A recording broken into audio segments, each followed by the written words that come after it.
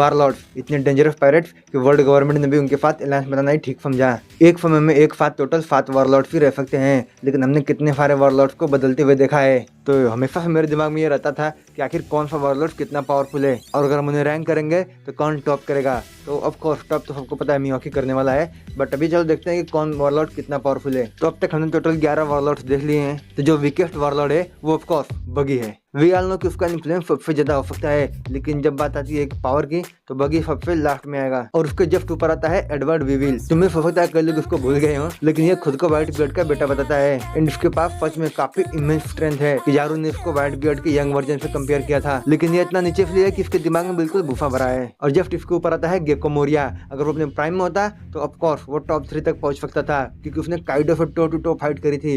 लेकिन अभी जो वारलॉर्ड के टाइम पे हमने उसको देखा था वो बिल्कुल ही सुस्त पड़ा था, इवन वो खुद से फाइट भी नहीं कर पा रहा था ठीक से, बट स्टिल उसके पास शैडो ऑफ ट्रैक्शन की पावर थी, और उस वजह से वो इन दोनों से ऊपर रैंक करता है। और गेको मोरिया के ठीक बताता है क्रोकोडाइल। आई नो, देखो अभी जो फिलहाल में क्रोकोडाइल है वो काफी पावरफुल है, और ये हमें उसके बाउंड्री से ही पता चलता है, लेकिन जब वो वारलॉर्ड था हम उस टाइम के क्रोकोडाइल को ले रहे हैं, तो ये उस टाइम का क्रोकोडाइल काफी पावरफुल था, बट जो आगे आने वाले हैं।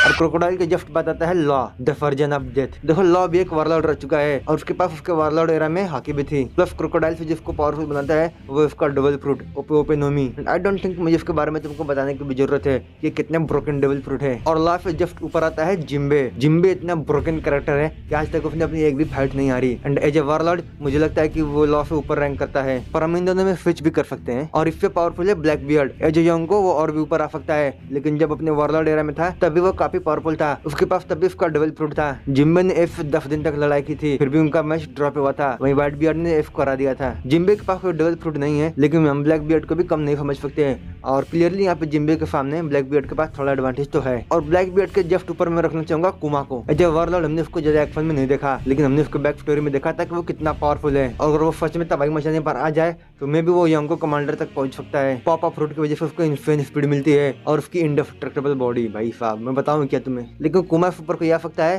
तो ऑफ कोर्स वो हमारी पायरेट इम्प्रेस बोआ हैंकॉक।